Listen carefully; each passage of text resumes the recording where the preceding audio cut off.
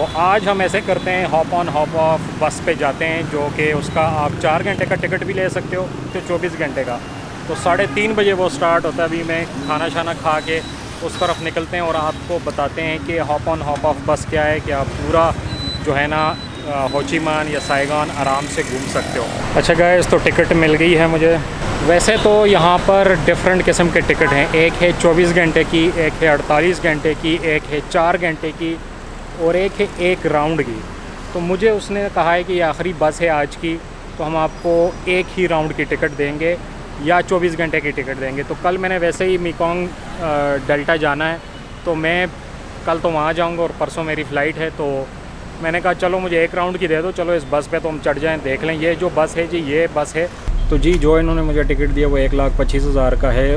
उसमें ये है कि सिर्फ $5 का वो टिकट है और ये पूरे शहर का एक चक्कर मार के यहाँ पर आएगा।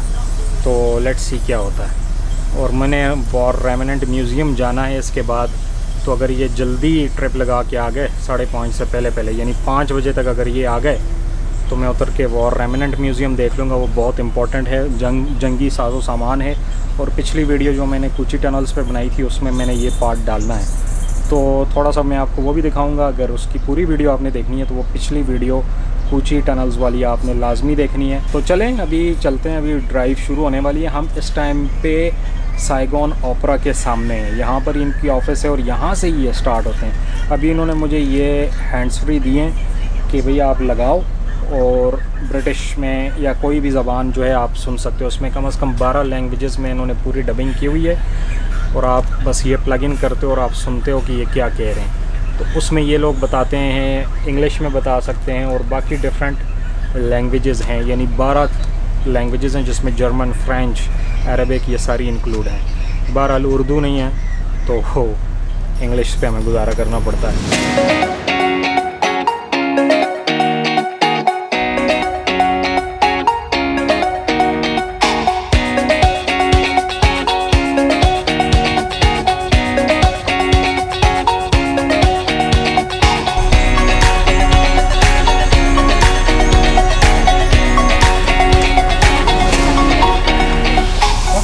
ओके गाइस, थोड़ी सी मैं आपको अपडेट देता हूँ। जो hop on and hop off बस थी उसने मुझे घुमाया $5 लेके। उसने काफ़ी मुझे इधर उधर घुमाया, लेकिन फिर मुझे नींद आ गई। मैंने कहा कि चलो मैं उतर जाता हूँ और फाइनली मैं उतर गया। और ये वॉर रेमिनेंट म्यूज़ियम मैं जल्दी पहुँच गया। असल में 5 बजे के बाद यहाँ एंट्री अलाउ नहीं है और 5:30 बजे पूरा म्यूज़ियम बंद हो जाता है। तो अभी मैं पहुंच चुका हूं 4:45 बजे। ओके गाइस, तो हम इस टाइम पे म्यूज़ियम के अंदर हैं और इस टाइम पे हम वॉर ट्रॉफीज देख रहे हैं। जी हाँ, ये जो helicopter, tanks, anti aircraft guns और ये वेपन्स आप देख रहे हैं, ये सारी यूएस मिलिट्री की हैं और ये वियतनाम की आर्मी ने कैप्चर की हैं जंग जीतने के बाद, और इनको वॉर ट्रॉफीज कहा जाता है।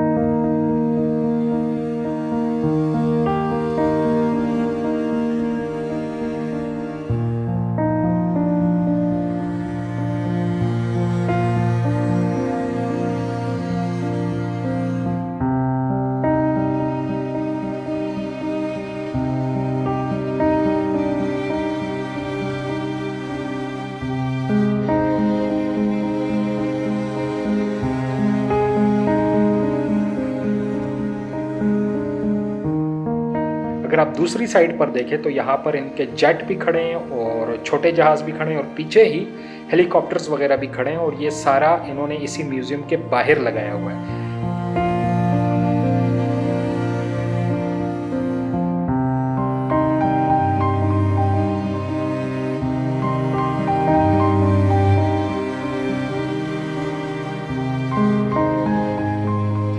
और यहाँ पर ये वियतनाम का झंडा लगा हुआ है जो आप देख सकते हैं। अभी हम अंदर आ चुके हैं और यहाँ पर सबसे पहले ये जहाँ पर लोगों के सर काटे जाते थे और इस बास्केट में डाले जाते थे, और ये है वो ब्लेड जिससे सर काटे जाते थे। और जब आप म्यूज़ियम के अंदर आते हैं तो यहाँ पर डिफरेंट किस्म की स्टोरीज आपको बताई जाती हैं वॉर विक्टिम्स के बारे में, जिसमें बहुत ज़्यादा बच्चे हैं, और वॉर क्राइम्स के बारे में बताए जाते हैं कि किन लोगों पर कौन से बम्स इन्होंने गिराए गए हैं। और ये एक मंजर इन्होंने यहाँ पर तस्वीरें वगैरह लगा के बताया हुआ है कि यूएस मिलिट्री कैसे और किस अंदाज में ऑपरेशंस करती थी।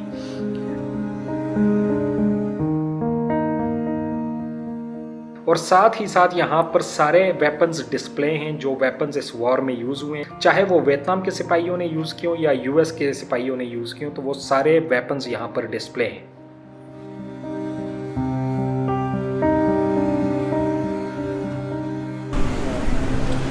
ओके गाइस, मैं बाहर आ चुका हूँ और जंग के बारे में इन्होंने काफ़ी चीज़ें अंदर बताई हुई हैं कि कैसे ऑरेंज एजेंट नाम का केमिकल यूज़ करके इंसानों की तबाही फेर दी थी, जानवरों की, जंगलों की, और क्या वॉर क्राइम्स इन्होंने किए, कैसे बच्चे कत्ल किए हैं। एक एक विक्टिम जो है उसकी स्टोरीज़ को इन्होंने पूरी तरह डेवलप किया है कि कैसे एक इंसान था, उसके 3 बच्चे थे, उन्होंने गटर में पनाह ली और फिर कैसे उनको गटर से निकाल के इन्होंने उसको कत्ल किया, और फिर कैसे वो लोग जो ऑरेंज केमिकल इन्होंने पूरी डॉक्यूमेंटेशन की हुई है वो फेंका गया, तो कैसे उसके बाद जो बच्चे पैदा होते थे या जो इंसान थे उनके हाथ पांव काम नहीं करते थे, वो उनकी जिस्म की जो मुख्तलिफ़, किसी का सर जो है, किसी का चेहरा ये बड़ा हो जाता था, या कैसे इन्होंने जो टाइगर केजेस होते हैं जिसमें छोटे जानवरों, कुत्तों वगैरह को रखा जाता है, उन केजेस में इंसानों को रख के उनके साथ क्या काम किया।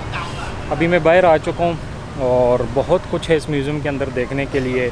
इन्होंने अपनी स्टोरी को बहुत अच्छे तरीके से डेवलप करके बताया है और वॉर क्राइम्स को काफ़ी अच्छे तरीके से हाईलाइट किया गया।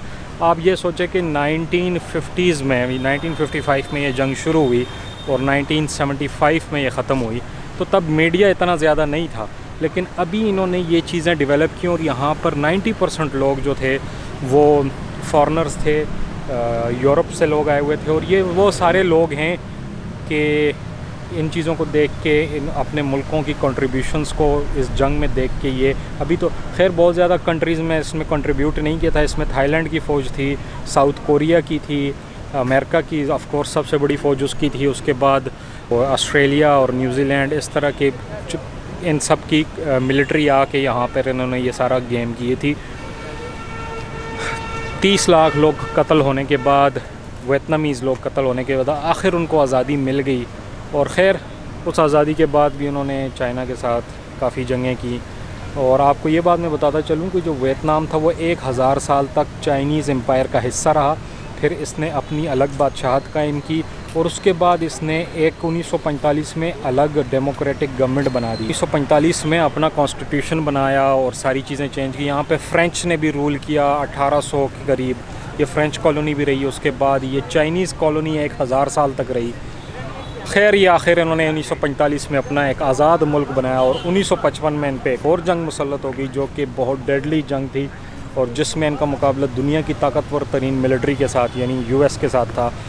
खैर उस जंग को भी इन्होंने 30 लाख लोगों की कुर्बानी दे के जीत लिया। अब यह है कि टाइम ख़त्म हो गया है, ये लोग म्यूज़ियम बंद कर रहे हैं, लेकिन इस चीज़ को समझने की ज़रूरत है कि आज भी हमारे इर्द गिर्द जो है फ़लस्तीन में जो काम हो रहा है, एग्जैक्टली वही सब कुछ यहाँ हुआ था, और हम 1970s की बात कर रहे हैं। तो आज के मॉडर्न दौर में जब हम जेनोसाइड की बात करते हैं और जो कुछ गाज़ा में हो रहा है सबको पता है, यानी कि उसके बारे में जितनी बात की जाए कम है, या जितनी भी कौमें हैं उनको शर्म नहीं आती। ये जितने लोग यहाँ पे विज़िट कर रहे हैं इन्हीं की कौमें हैं, इन्हीं की पूरी नेटो की फोर्सेस, इन्हीं की गवर्नमेंट जो है, जो कुछ ये लोग देख रहे हैं यही कुछ वो वहाँ पे रेप्लिकेट कर रहे हैं। यानी कि फास्फोरस बम यूज़ हो रहे हैं, यानी कि कारपेट बॉम्बिंग हो रही है, यानी कि बच्चों को कैद किया जा रहा है, यानी कि ख़वातीन के साथ जो उन्होंने ह्यूमन राइट्स की वायलेशन हो रही है, वो सब कुछ आज भी हो रहा है। लेकिन बात वही है कि कौमों को रेजिस्ट करना आना चाहिए, और अगर कौम रेजिस्ट करेगी, जैसे वियतनामी लोगों ने 30 लाख लोग शहीद करके आज़ादी हासिल कर ली, तो मेरा ख़्याल है कि जिस मुल्क में जंग आ जाए उसको फिर सारा कुछ दाग के जंग में पार्टिसिपेट करना चाहिए, क्योंकि दुश्मन जो है वो ना आपके बच्चे छोड़ता है, और ख़ास तौर पे इस किस्म का दुश्मन वो तो आपकी ना ख़वातीन को छोड़ता है, ना बूढ़ों को छोड़ता है, ना बच्चों को छोड़ता है। तो ये आप तक है कि आप अपनी पूरी कोशिश करें उस जंग से निकलने की और अपनी आज़ादी के लिए लड़ें। वियतनाम जंग में तो हमें यही मिलता है। 30 लाख लोग शहीद ज़रूर हुए इनके, लेकिन आखिर में इनका मुल्क आज आज़ाद है, और ये लोग आज हमें ये स्टोरीज़ बता सकते हैं। और ऐसी दुनिया में बहुत सारी कौमें हैं जो कि अपनी स्टोरीज़ भी नहीं बता सकती, तो this is one of the things. वैसे तो ये शहर इतना ज़्यादा टूरिस्टी नहीं है, लेकिन अगर कभी भी आप हो ची मिन्ह आएँ तो इस म्यूज़ियम को आपने लाजमी विज़िट करना है। और आधा घंटा लगाएं लेकिन आपकी आंखें खुल जाएंगी कि जंग कितनी खौफनाक चीज़ है। तो चले जी, उम्मीद है कि वीडियो आपको अच्छी लगी होगी। अब इन्होंने म्यूज़ियम बंद करके हमें निकाल दिया है, लेकिन ये एक अच्छी चीज़ थी जो मैंने विज़िट की इस पूरे ट्रिप में। वैसे तो हो ची मिन्ह जो है मुझे कोई ख़ास शहर नहीं लगा, ना ये इनका दारुल खिलाफा है ना कुछ और। ये इनका फाइनेंशियल डिस्ट्रिक्ट ज़रूर है। यहाँ पर 25% GDP सिर्फ ये एक शहर वियतनाम को बना के देता है। तो यहाँ पे टूरिज़म भी बहुत ज़्यादा है, सब कुछ है, लेकिन जो चीज़ नहीं है वो है कि टूरिस्ट के लिए यहाँ पे कुछ ज़्यादा चीज़ें नहीं हैं। आप यहाँ आए, 2 दिन से ज़्यादा आपको रहने की ज़रूरत नहीं है। 2 दिन रहें, यहाँ शॉपिंग करें, सस्ती शॉपिंग हो सकती है। और यहाँ ये म्यूज़ियम और वो टनल्स वगैरह विज़िट करके आप यहाँ से जाएं। और हनोई जो है असल शहर है। नेक्स्ट टाइम जब भी मैं आए तो होपफुली मैं हनोई जाऊँगा। हनोई एक खूबसूरत शहर है और जो इनका दारुल खिलाफा है।